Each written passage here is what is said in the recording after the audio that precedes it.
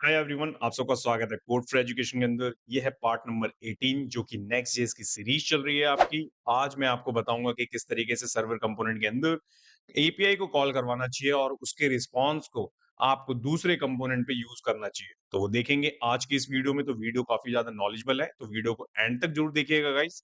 And guys, जैसे कि आप सब जानते हैं कि नेक्स्ट जेएस की सीरीज चल रही है आपकी, तो प्लेलिस्ट का लिंक डिस्क्रिप्शन में अवेलेबल है, जाके देख सकते हैं आप कोई सी भी वीडियो।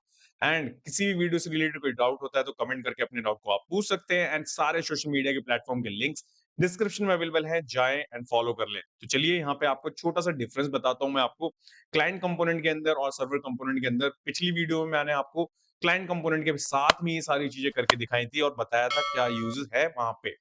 अब यहाँ पे मैं आपको बताना चाहता हूँ कि किस तरीके से डिफरेंस है आपका क्लाइंट एंड सर्वर के बीच में। तो देखिए यहाँ पे एक छोटा सा मैंने रखा है आपका टेबल। इस टेबल के अंदर कुछ चीजें रखी है मैंने, समझिए पहले। फीचर, एक पहले आपका टॉपिक है feature, then server component and client component. Suppose feature की बात करें हम, तो अभी हम एपीआई के ऊपर काम कर रहे हैं। तो एपीआई कॉल करवाना चाहते हैं तो क्या बेनिफिशियल रहेगा आपका? Directly in component use the fetch in the server component, और यहाँ पे use effect with the fetch जो कि आपका क्लाइंट कंपोनेंट। तो इन दोनों में से बेनिफिशियल जो भी रहेगा वो आपके सामने मैंने यहाँ पे लिख रखा है। देन इसके बाद है आपका एग्जीक्यूशन। एग्जीक्यूशन होगा आपका सर्वर साइड पे, ये होगा आपका ब्राउजर साइड पे। Okay, better for SEO. क्यों? आपको पता है, मल्टीपल टाइम मैंने बता रखा है आपको, सर्च इंजन ऑप्टिमाइजेशन के लिए। तो यस है यहाँ पे आपका सर्वर कंपोनेंट के अंदर, यहाँ पे आपको नो दिख रहा होगा। एंड देन इसके बाद है आपका परफॉर्मेंस से रिलेटेड कि जब हम सर्वर कंपोनेंट और क्लाइंट कंपोनेंट में से कौन सा यूज करें। तो यहाँ पे आपके सामने faster initial load server component का आंसर है। एंड देन इसके बाद है slower for due JS hydration के लिए। ठीक है, तो ये छोटा सा डिफरेंस आपको पता होना चाहिए जो कि इंटरव्यूअर आपसे पूछ सकता है, और आपकी खुद की नॉलेज के लिए भी ये सारी चीजें क्लियर होनी चाहिए। दैट्स वाई मैंने ये आपको टेबल बताई है।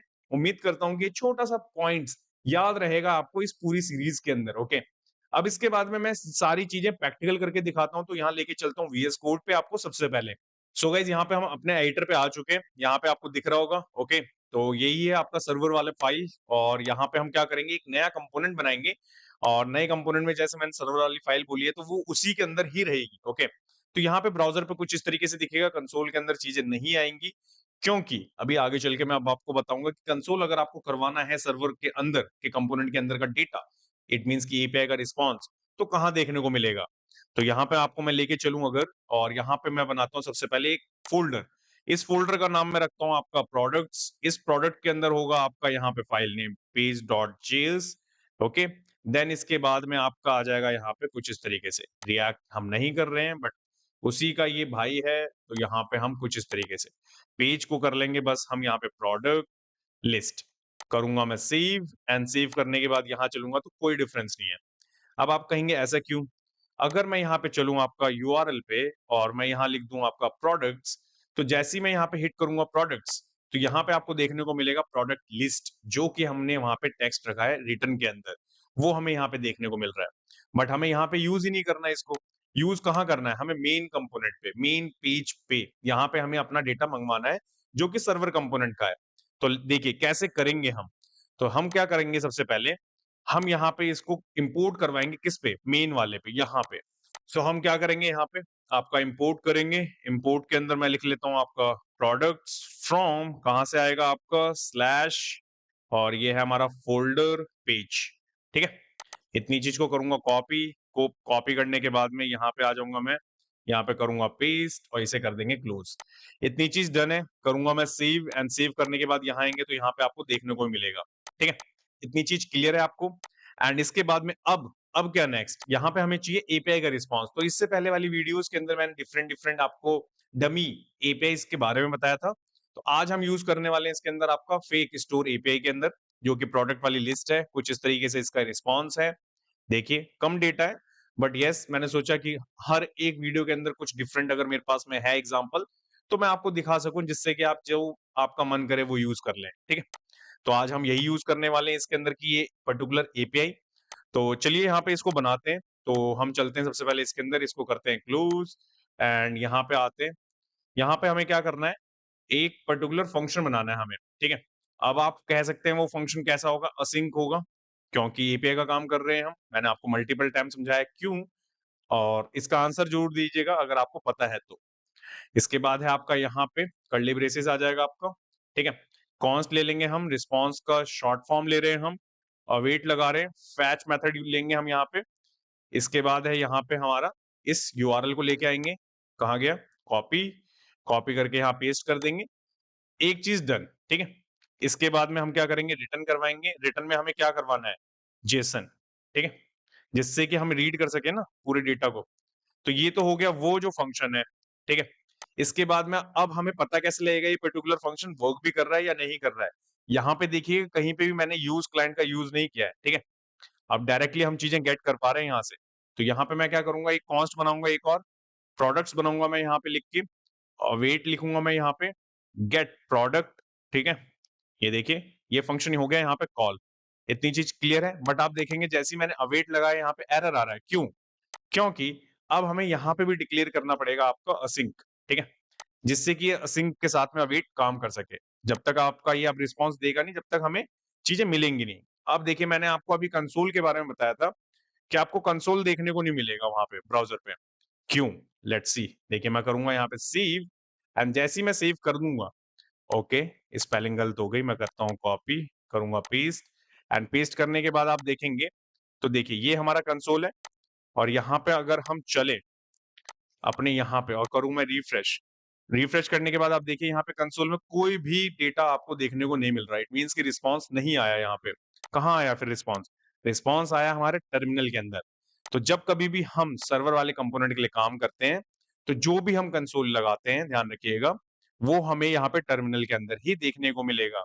अगर आपने Node.js बैकएंड की जो भी चीज़ें सीखी होंगी, तो उसमें भी कुछ इस तरीके से ही काम होता है, ओके? तो देखिए सारा का सारा रिस्पॉन्स हमारे पास में आ रखा है यहाँ पे।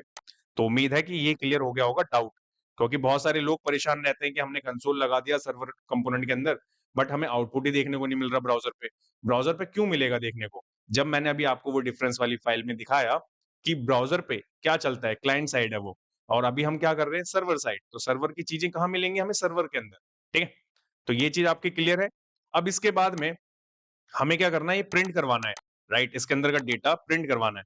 कैसे होगा? तो सबसे पहले मैं क्या करता हूँ, इसको H2 ले लेता हूँ, एक तो ये हो गया, देन इसके बाद में प्रोडक्ट लेता हूँ मैं, इस प्रोडक्ट के बाद में यहाँ पे आएगा प्रोडक्ट मैप, ठीक है? इसके अंदर मैप के अंदर आइटम और कुछ इस तरीके से। देन इसके बाद है आपका एलआई, एलआई ले लेते हैं क्योंकि हमने शायद आई थिंक एलआई को ऑलरेडी डिज़ाइन कर रखा है और इसके ऊपर हमें फिर यूएल भी देना पड़ेगा। यहाँ पे कुछ इस तरीके से देते हैं, इसको करते हैं कट, कॉपी, पेस्ट जिससे कि फॉर्मेट हो सके प्रॉपर तरीके से एंड देन इसके बाद है आपका की के अंदर हम क्या देंगे आइटम आईडी पहली चीज एंड देन आइटम टाइटल। इतनी चीज डन करूंगा मैं सेव एंड सेव करने के बाद में चलेंगे ब्राउज़र पे एंड ब्राउज़र पे आने के बाद आप देखेंगे तो ये देखिए यहाँ पे आपको टाइटल देखने को मिल रहा है, राइट? सारे के सारे टाइटल अभी केवल मैंने टाइटल प्रिंट करवाए हैं। अगर मैं आपको एपीआई के रिस्पॉन्स के अंदर ले चलूँ यहाँ पे, तो आपको आईडी दिख रहा होगा, टाइटल दिख रहा होगा, प्राइस दिख रहा होगा। अगर मैं थोड़ा-सा बड़ा कर लूँ तो देखिए, आपको यहाँ पे दिख रहा होगा ID, title, price, description, category, image, rating सब कुछ है हमारे पास में, राइट? तो यहाँ से जो भी आपका मन करे वो पर्टिकुलर चीज़ आप यहाँ पे प्रिंट करवा सकते हैं, ठीक है? मैंने आपको यहाँ पे क्या प्रिंट करवा के दिखाया, टाइटल प्रिंट करवा के दिखाया, जो कि कुछ इस तरीके से है। सर्वर कंपोनेंट देखिए मैंने आपके सामने बनाया। यहाँ पे आपको दिखा कि फंक्शन कैसे मैंने उसी के अंदर डिक्लेयर करा। इसको चाहे तो आप एक कॉमन फंक्शन बना के अलग से भी रख सकते हैं। वहीं से इसको डायनामिकली कॉल करवा लेंगे इस पर्टिकुलर कंपोनेंट पे और यहाँ पे डेटा फैच कर लेंगे पर्टिकुलर और इस वाले कंपोनेंट को भी हम यूज़ कर सकते हैं दूसरे कंपोनेंट पे जो कि मैंने आपको यहाँ पे करके दिखाया जो कि होम कंपोनेंट है हमारा। ओके? तो उम्मीद करता हूँ कि आपको सर्वर कंपोनेंट के अंदर एपीआई कॉल करवाने का मेथड समझ में आ गया होगा। अगर नहीं आया है तो कमेंट करके अपने डाउट को आप पूछ सकते हैं और ये सारा का सारा कोड आपको कहाँ देखने को मिलेगा गिटहब के इस वाले पेज पे जो कि आपका लिंक डिस्क्रिप्शन में अवेलेबल है। जाएँ और आप में से बहुत सारे लोग नए हैं चैनल पे तो कोड फॉर एजुकेशन को सब्सक्राइब करें गाइस। सपोर्ट की ज़रूरत है आपकी क्योंकि इस तरह की कंटेंट के लिए थोड़ी-सी मेहनत ज़्यादा लगती है। आप अपना प्यार दिखाएँ। बाकी मैं इस तरह की वीडियोज़ आपके लिए रेगुलर लेके आता रहता हूँ एंड इसके साथ ही में आपको जो भी सीखना है तो बहुत कुछ है मेरे यहाँ पे कोड फॉर एजुकेशन के चैनल पे। यहाँ से आप सीख सकते हैं। देखिए कितना कुछ है आपके लिए। और आप में से जो भी लोग मेरे से वन टू वन बात करना चाहते हैं तो टॉपमेट के थ्रू बात कर लीजिए, कनेक्ट करिए, मैं आपकी प्रॉब्लम रिसॉल्व करने की पूरी ट्राई और कोशिश करूंगा। देन इसके बाद में सोर्स कोड आप यहाँ से भी डाउनलोड कर सकते हैं। हमारी खुद की वेबसाइट है codeforeducation.com की। ओके, ये सारी की सारी चीजें आपके लिए अवेलेबल है free of cost. So guys, उम्मीद करता हूँ कि चीजें क्लियर हो गई होंगी आपको। तो मिलते हैं ऐसी एक और नई वीडियो में गाइस, जब तक के लिए till then bye bye guys.